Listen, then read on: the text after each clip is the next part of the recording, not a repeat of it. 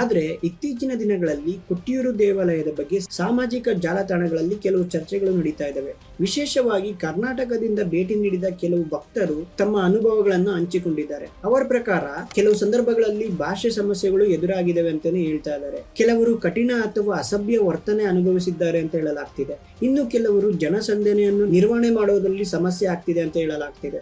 ಆ ಆರೋಪಗಳು ಸಾಮಾಜಿಕ ಜಾಲತಾಣಗಳಲ್ಲಿ ವ್ಯಾಪಕವಾಗಿ ಚರ್ಚೆ ಆಗ್ತಿದೆ. ಆದ್ರೆ ಇಲ್ಲಿ ಒಂದು ವಿಷಯನ ನೆನ್ಪಿಟ್ಕೊಳ್ಬೇಕು. ಈ ಆರೋಪಗಳು ಕೆಲ ಭಕ್ತರ ವೈಯಕ್ತಿಕ ಅನುಭವಗಳಾಗಿದ್ದು ಪ್ರತಿ ಆರೋಪನು ಅಧಿಕೃತವಾಗಿ ಸಾಬೀತಾಗಿದೆ ಅಂತ ಹೇಳೋದಕ್ಕಾಗೋದಿಲ್ಲ. ಹೀಗಾಗಿ ನಾವು ವದಂತಿಗಳಿಗಿಂತ ಅಥವಾ ರೂಮರ್ಸ್ ಏನಿದೆ ಅಥವಾ ಏನ್ ನ್ಯೂಸ್ ಸ್ಪ್ರೆಡ್ ಆಗ್ತಿದೆ ನೆಗೆಟಿವ್ ಆಗಿ, ಅದಕ್ಕಿಂತ ವಾಸ್ತವಾಂಶಗಳಿಗೆ ಸ್ವಲ್ಪ ಜಾಸ್ತಿ ಹೆಚ್ಚಿನ ಮಹತ್ವವನ್ನು ಕೊಡಬೇಕಾಗುತ್ತೆ. ಈ ವಿಷಯದಲ್ಲಿ ನಾವಿಲ್ಲಿ ಫಸ್ಟ್ ಅರ್ಥ ಮಾಡ್ಕೊಳ್ಬೇಕು, ದೇವಾಲಯಗಳು ಕೇವಲ ಪೂಜೆ ಸ್ಥಳಗಳಲ್ಲಿ ಮಾತ್ರ ಅಲ್ಲ, ಅವು ಜನರನ್ನು ಒಂದಾಗಿಸುವ ಒಂದು ಕೇಂದ್ರ ಬಿಂದುಗಳಾಗಿರುತ್ತೆ. ಕರ್ನಾಟಕ ಆಗ್ಲಿ, ಕೇರಳ ಆಗ್ಲಿ, ತಮಿಳುನಾಡು ಆಗ್ಲಿ, ಆಂಧ್ರ ಪ್ರದೇಶ ಆಗ್ಲಿ, ಎಲ್ಲ ಕಡೆಯಿಂದ ವಿವಿಧ ಭಾಗಗಳಿಂದ ಭಕ್ತರು ಇಲ್ಲಿಗೆ ಬರ್ತಾರೆ. ಭಾಷೆ ಬೇರೆ ಇರಬಹುದು, ಸಂಸ್ಕೃತಿ ಬೇರೆ ಇರಬಹುದು, ಆದ್ರೆ ಭಕ್ತಿ ಮಾತ್ರ ಒಂದೇ ಇರುತ್ತಲ್ವಾ. ಆದ್ದರಿಂದ ಪ್ರತಿಯೊಬ್ಬ ಭಕ್ತನಿಗೂ ಗೌರವ ಮತ್ತು ಸೌಜನ್ಯ ದೊರಕಲೇಬೇಕು. ಸೇಮ್ ಟೈಮ್ ಭಕ್ತರು ಸಹ ಸ್ಥಳೀಯ ಸಂಪ್ರದಾಯಗಳನ್ನು ಗೌರವಿಸಬೇಕು.